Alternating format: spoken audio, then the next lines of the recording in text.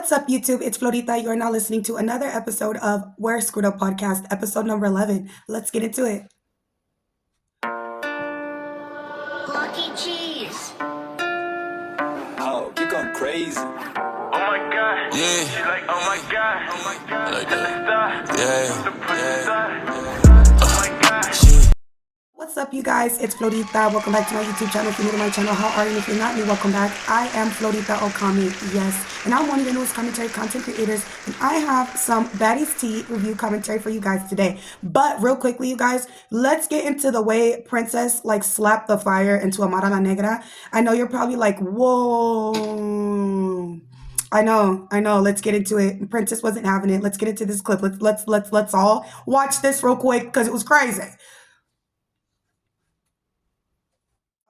I randomly was like, let me show you guys this because Love and Hip Hop, I haven't watched Love and Hip Hop in years. Hi, thank you for coming. I'm feeling a little guilty. I just talked things through with Amara. But as promised, Prince has arrived. Amara, why you over there? Oh, because I'm looking at the lashes which ones I want to buy. I noticed you didn't speak to Amara. That's That's so messy. Oh, girl, don't even worry about all my weirds.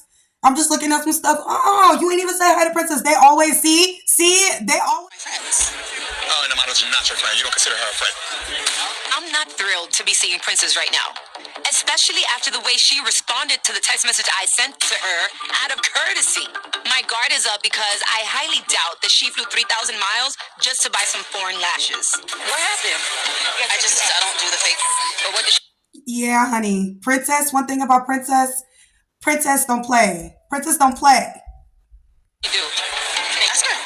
Maybe you should have a conversation with her. We'll move. I'm going to Yes, Pop. She looks good, though. Hi, Princess. Hello. I'm glad you can see me now. So what's the tea that you heard? What you told me. Which was you went out dancing with Ray.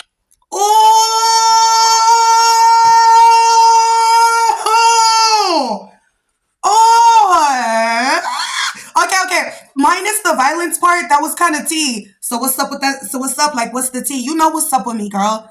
You was dancing with Ray. And Ray, for those who don't know, that is Princess's ex-husband. Amara, that ain't been looking good. You over here with Safari.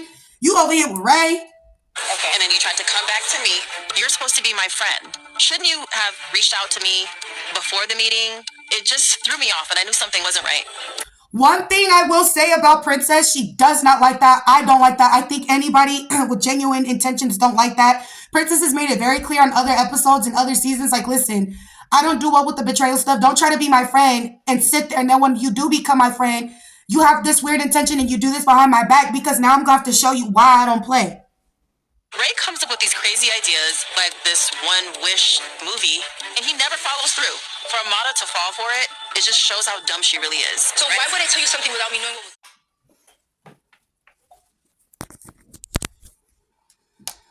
And then y'all, I'm trying to figure out why Princess is really mad. I'm trying to figure out why Princess is mad. Obviously, she's saying, listen, we're friends. Why were you dancing with my man? I know some people are going to think that's very high school-ish. Very high schoolish. You mad because I was dancing with your man. I mean, girl, if you my homegirl, why is your yams on my man? happened? Because nothing had happened. Because it happened. Okay. Because after it happened, then that's when I can tell you, this occurred, and nothing had happened. Then why would I have told you? The fact that which I didn't have to tell you, and I still fake ass bitch. And I didn't have to. I hate when bitches do that shit. I promise you guys, I hate when bitches do that shit. I didn't have to tell you, but I told you. Bitch, if you know that's my man, or if you know that's somebody I'm with, you should already have the common decency and the common integrity, morality to just simply not freaking do it. But you want to be a trash bucky. You feel me? You want to be a person that likes the remaining and the leftovers. I've had girls do that to me so much when I was younger. They would pretend to be my friend and get all these secrets out of me and try to find out who my crush is. And then 2 days later, the girl is with him. But you feel me? I feel Princess. And I told you, cried to me. Yes, I did. The same way that you cried to me. Exactly. Okay. Because I thought you were my friend. Well, somewhat, right? I guess. Bitch, you want to say somewhat? You want to do that and say somewhat? See, that's what I'm saying. I don't fuck with bitches. I don't do that. I don't do that. A bitch will really pretend to be your friend, mess with your man and be like, we weren't even friends anyway. So many gutter ass trash bitches I've encountered in my life. A shout out to you stupid hoes. Straight up, because you guys are the reason why Florita is so strong. Like, you guys are the reason. You guys shape me to be the strong, beautiful woman that I am. If it wasn't for you weak, conniving, malicious, ill-hearted, ill-minded ass females, you weak, insecure, jealous, low-key, envying, plotting, waiting for my downfall assholes. If it wasn't for y'all, I wouldn't be who the hell I am today. And no matter what you hoes did to me, I am who I am, and you hoes could never fucking be me. Even if I'm a person that's not known on TV, even if I'm a person that is not known worldwide, I don't give a damn. I am who I am, and I'm so glad I don't have to go through a lot of karmic. What is that word, y'all? ¿Cómo se dice esa palabra? No tengo que pasar por esa karma. Like, I don't have to go through no type of weird karma in my life because I never was a girl that sat there and just did dirty shit to people for no fucking reason. This right here is a typical narcissist and a gaslight. Like, I guess I was always a friend too, but I see what it is. And what is it? You're a fake ass bitch. Okay, well, I guess it makes you a fake ass bitch as well. No, I'm not. Amara, taken aback by Princess's sudden visit.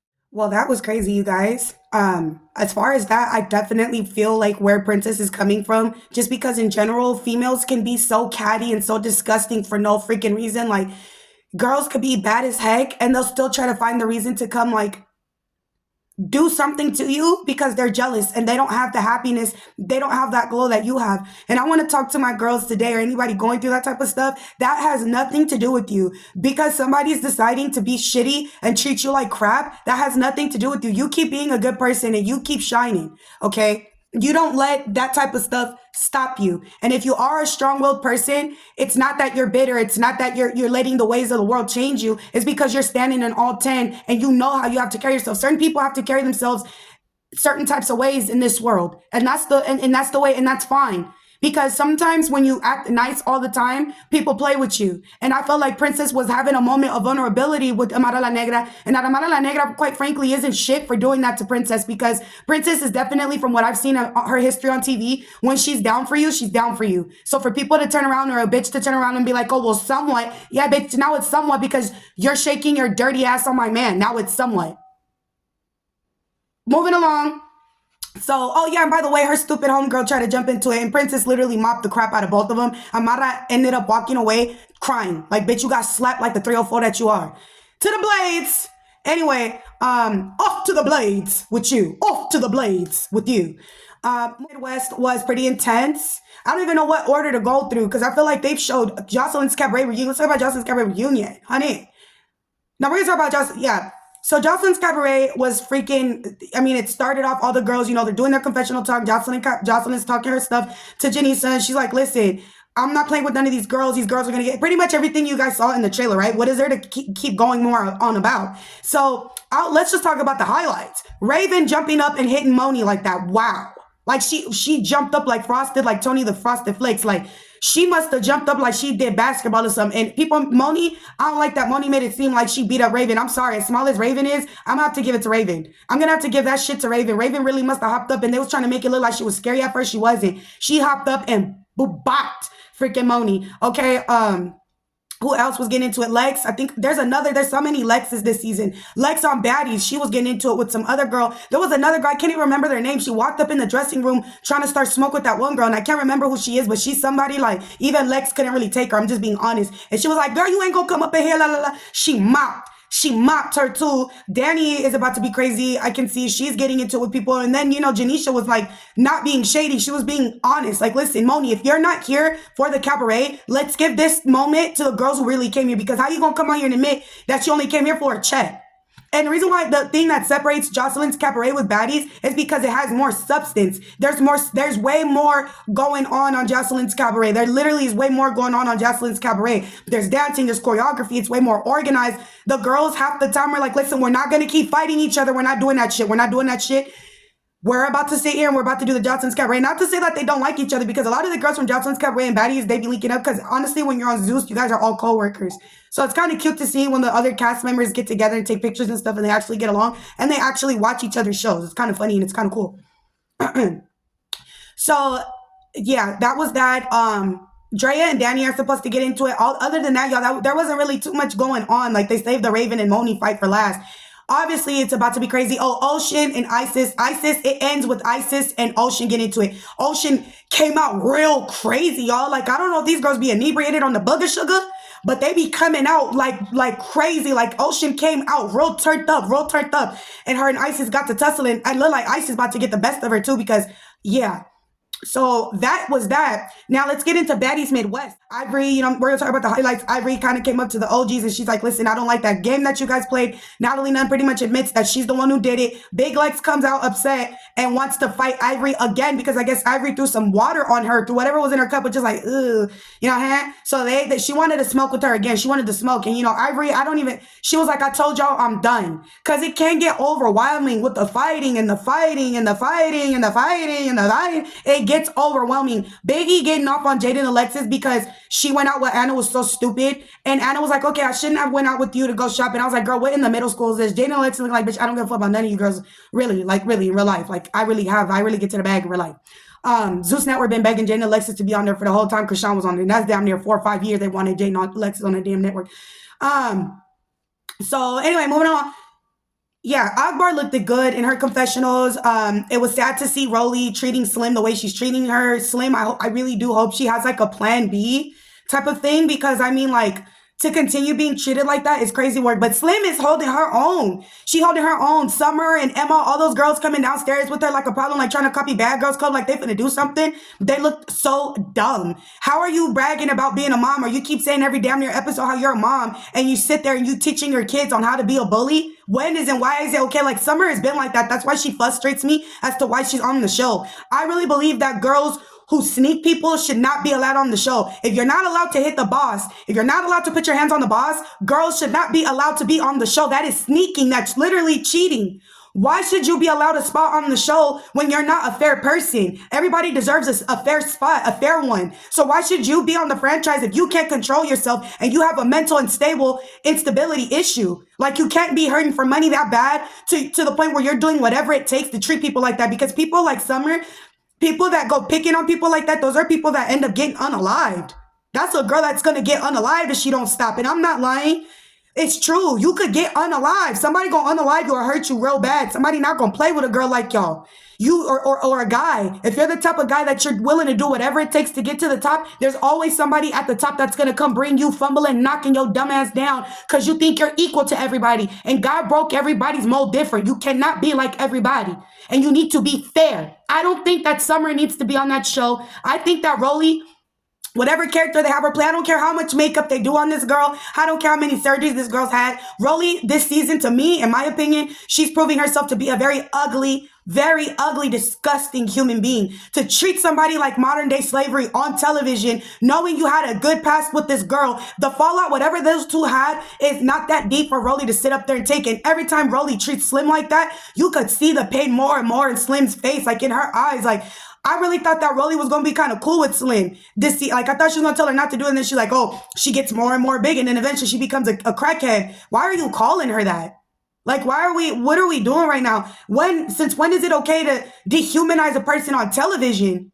And the fact that, you know what I'm saying? It must be a storyline. It must be something in the stars or in the books for Slim because Slim gives me vibes like she's a strong girl. And I feel like Slim knows what she's doing. And I'm hoping that that's what she's doing because I 10 times out of 10, 1000% would rather keep working hard to get where I'm at, building my podcast, doing whatever I can, working from the bottom, than to allow someone to dehumanize me back into dang near slavery times. What Rolly is doing is damn near some reverse slave master shit. And it's horrible to see her doing that to another fellow sister, another woman of color. I don't give a damn how light Slim is. That girl is melanated and has African in her blood. And to sit there and treat another woman of color like that is so nasty. And then they gonna air this shit on Martin Luther King's birthday. Now that's crazy work.